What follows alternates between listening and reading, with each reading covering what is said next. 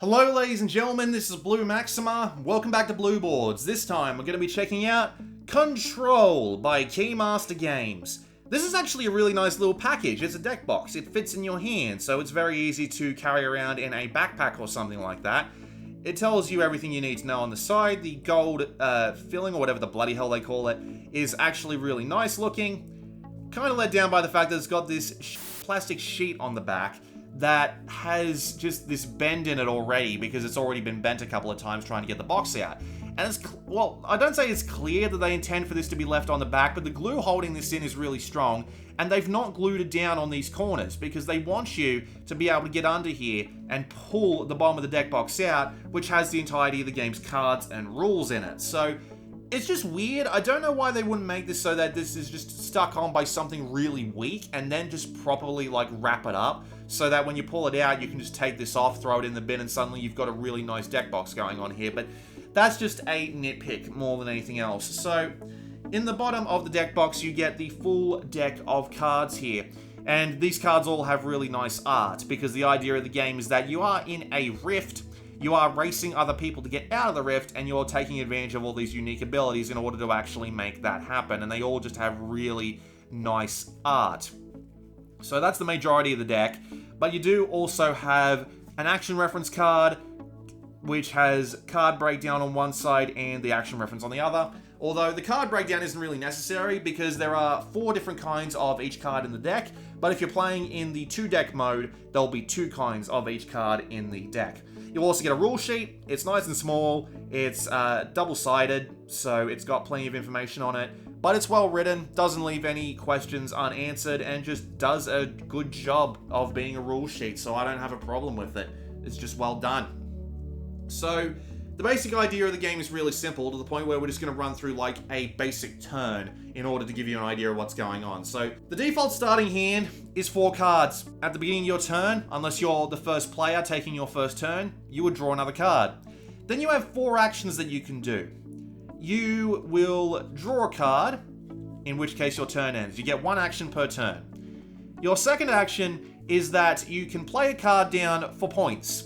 So you can play an unstable card, which is the orange card, but its effects won't go off because it's an unstable card.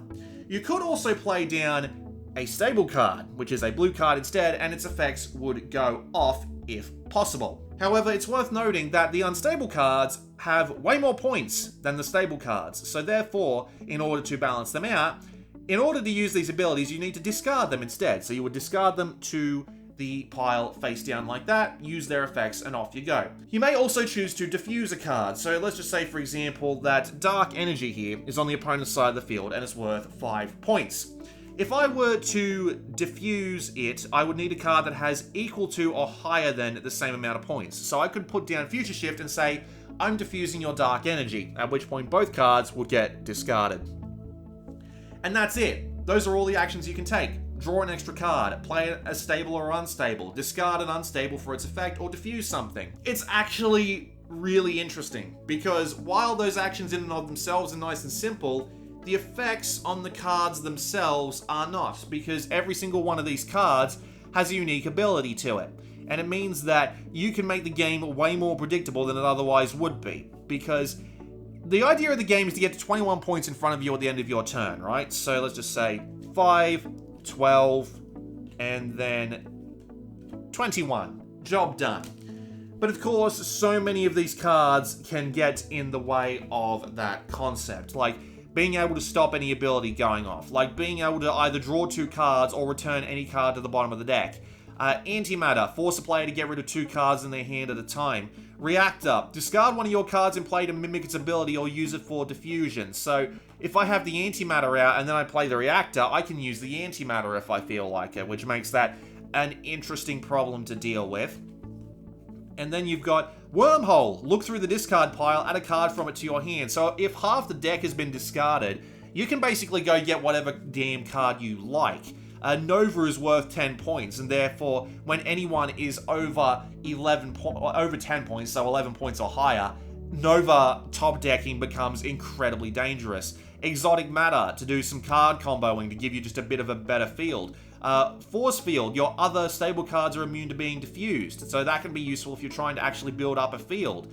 So there are just lots of different cards with different effects, and considering how many of them you can have in your hand at one time, it really changes up the way you think about the game every single hand that you've got.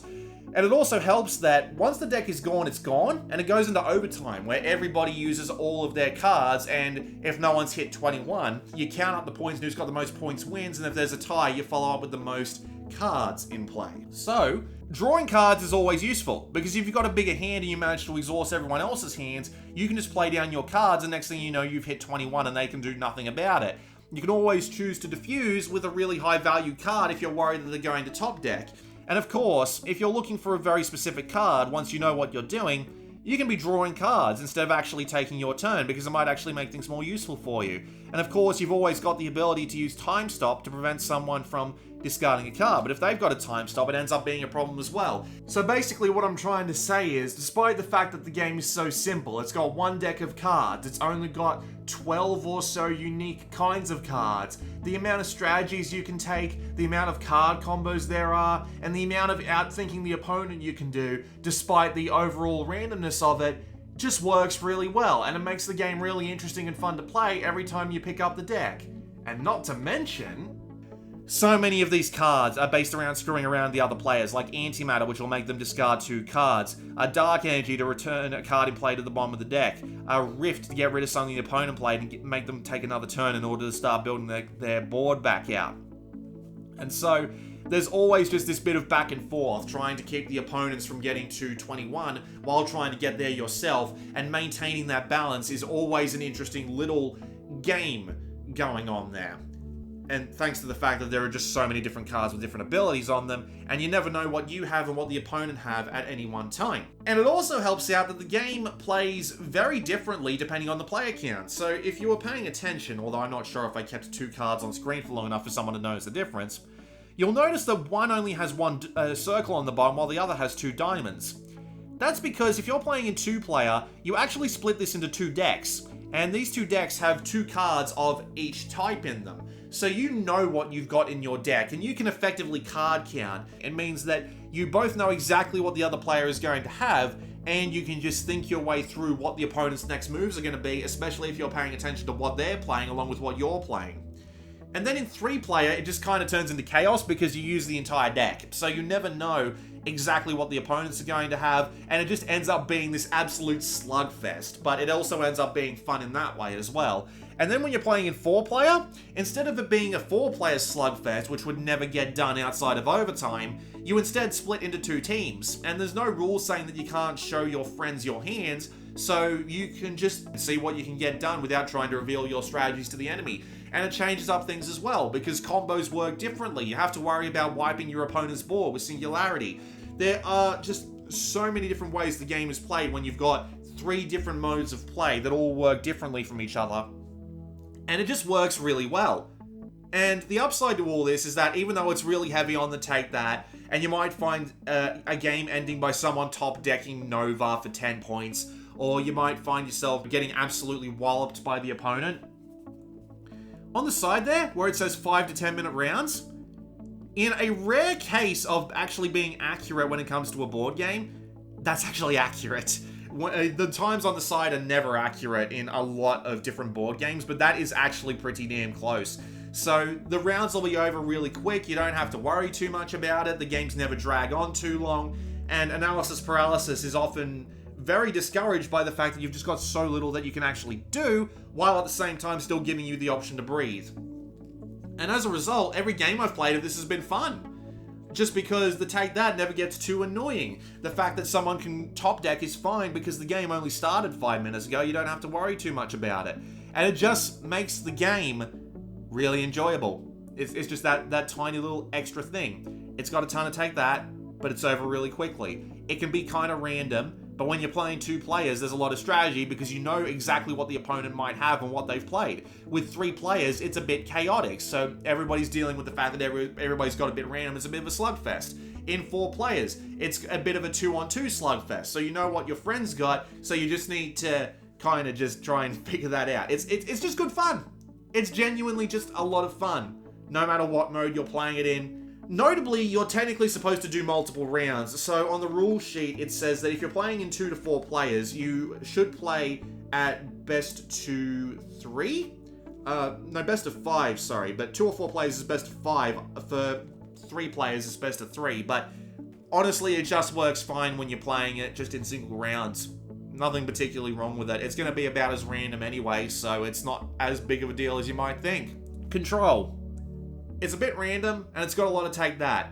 However, there is a lot of strategy. The unique abilities on the cards open themselves up to some neat combos and some strategic thinking when you realize what might be in the graveyard for Wormhole, or what might be in the opponent's hands if you're playing a 2-player game. You've been counting out all their cards and you know what they've got left. And in 3-player, it just turns into a fun random slugfest, and I always appreciate games that change things up like that.